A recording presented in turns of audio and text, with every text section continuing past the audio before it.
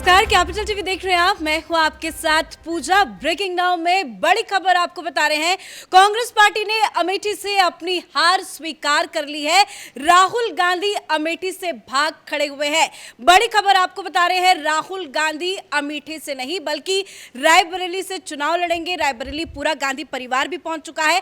तस्वीरें आपको दिखा रहे हैं, सोनिया गांधी राहुल गांधी के साथ मौजूद है, तो वहीं प्रियंका गांधी वाड्रा भी रायबरेली पहुंच चुकी है। तो वहीं अमेठी से केएल शर्मा को टिकट दिया गया है, जिन्होंने अपना नामांकन भी दाखिल कर लिया है। लेकिन अमेठी से भागने को लेकर राहुल गांधी चारों तरफ से घिर चुके हैं। अमित शाह से लेकर पीएम मोदी तक ने राहुल गांधी पर करारा वार किया है। लेकिन असली क्या वजह है राहुल गांधी के पीछे हटने की, बताएंगे आपको। मेरे साथ जुड़े हैं कैपिटल टीवी के editor in chief doctor Manish Kumar. क्या इनसाइड स्टोरी बताई जा रही है, क्यों राहुल गांधी भाग खड़े हुए अमेठी से? देखिए, इनसाइड स्टोरी तो लगातार कैपिटल टीवी बता ही रहा था कि परिवार के अंदर किचकिच चल रहा है और प्रियंका वाड्रा वो रायबरेली से लड़ना चाहती थी, उनको अमेठी भेजा जा रहा था, वो उसके लिए तैयार नहीं हुई। क्योंकि कल तक आप देखिए खबर 3-4 आई कि सोनिया गांधी ने दोनों को कहा है कि दोनों लड़ोगे, लेकिन नहीं बताया कि वो दोनों को फ्लिप करना चाह रही थी कि बेटा उधर से लड़ जाए, जीत जाए। वहाँ जो है शेरनी बैठी हुई है, 5 साल से इंतज़ार कर रही है कौन आएगा कि इसके ऊपर धावा बोले। तो उस चक्कर में डर के मारे वो उधर कोई जाना चाह ही नहीं रहा था।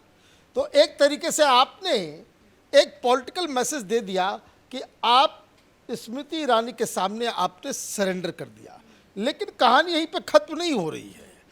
आपने ऐसा फैसला लिया है कि कई सारे लीडर कांग्रेस पार्टी के अमेठी के उन्होंने फ़ोन बंद कर लिया है।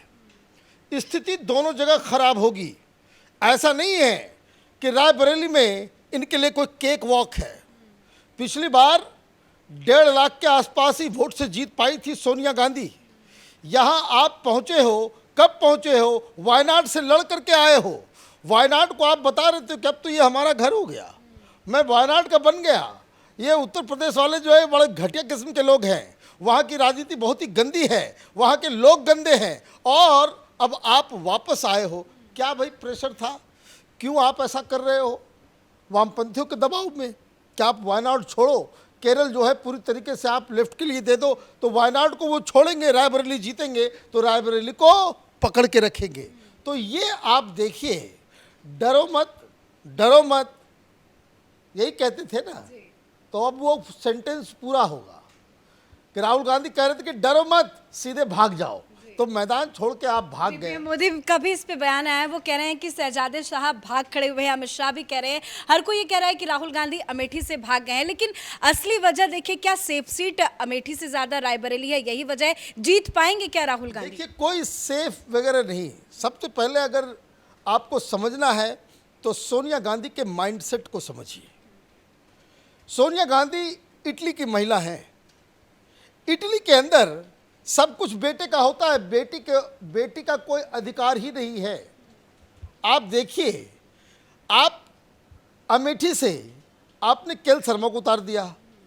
आपका दामाद पिछले 1 महीने से वहाँ पोस्टर लगा करके घूम रहा है कि मैं लड़ूंगा, मैं लड़ूंगा, मैं लड़ूंगा। बाकायदा वो बाइट देकर के आ रहे हैं, लेकिन दामाद जी को नहीं दिया गया। क्यों? क्योंकि बेटी को कुछ मिलता नहीं विरासत में। ये इटली समाज का जो है वो सबसे प्रमुख चरित्र है, तो बेटी को तो कुछ मिलेगा नहीं। तो बेटी को कहा भी जा रहा था कि भाई लड़ना है तो अब तुम अमेठी से लड़ो। अमेठी से पहले से ही रिपोर्ट आ गई कि स्थिति बड़ी ख़राब है। वो तो 5 साल से घर वर बना करके बैठी हुई है। वो पिछले 3 महीने से जो है वो प्रचार प्रसार में लगी हुई है।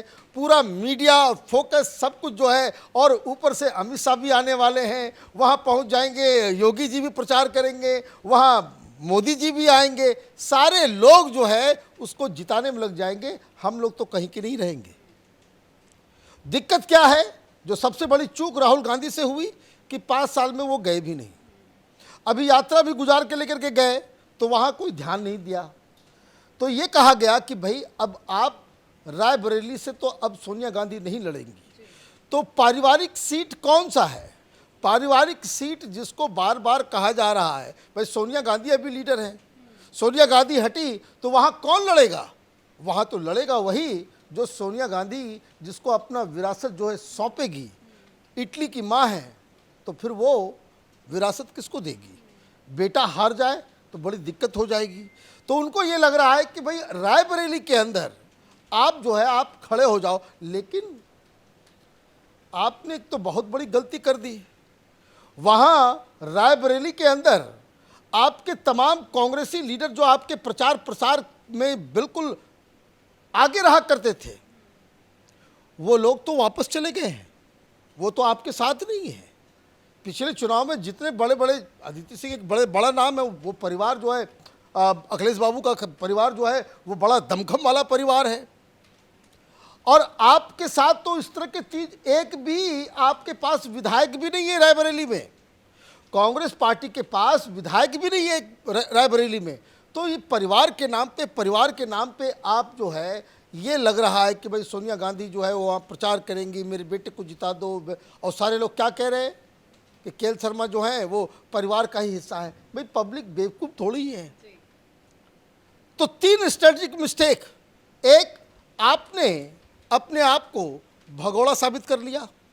लोग कहेंगे कि भाई स्मृति ईरानी से हार भाग गई, डर गए, ये हो गया।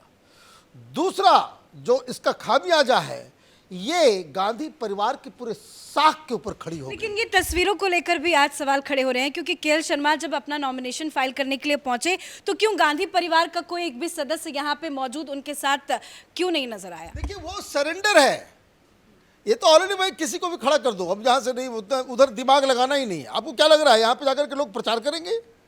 केएल शर्मा को जिताने के लिए कांग्रेस के लोग वहाँ पे जाएंगे, सारे चमचागिरी करने के चक्कर में राहुल गांधी के आगे पीछे नजर आएंगे, सब रायबरेली में बैठे रहेंगे, सब लोग रायबरेली के अंदर बैठे रहेंगे, यहाँ कोई नहीं जाएगा।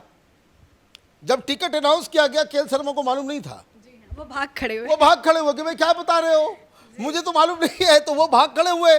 अब वो नॉमिनेशन करने गए हैं और नॉमिनेशन करते समय वहाँ पे गांधी परिवार पूरा वहाँ पे होना चाहिए था, कांग्रेस के लीडर्स होने चाहिए थे, जयराम रमेश को होना चाहिए था, खड़गे साहब को होना चाहिए।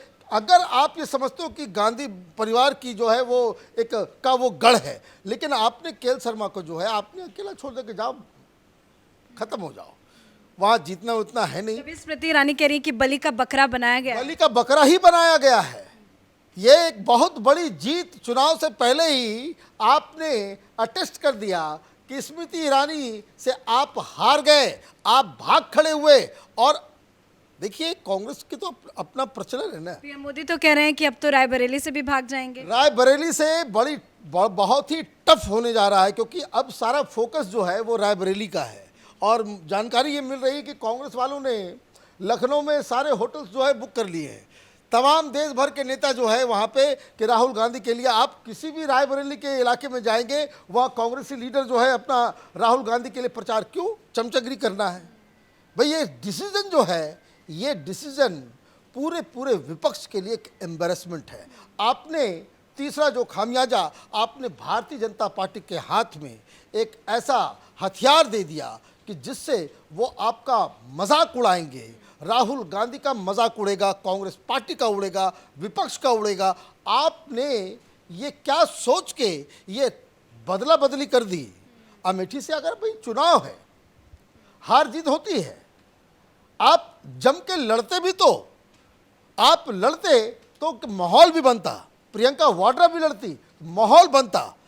आप हारते, कोई बात नहीं, राजनीति में भाई अटल बिहारी वाजपेयी चुनाव नहीं हारे क्या? एल.के. आडवाणी चुनाव नहीं हारे क्या? बड़े बड़े लोग हारे हैं, बड़े बड़े लोग चुनाव हारे हैं, लालू यादव नहीं हारे हैं क्या?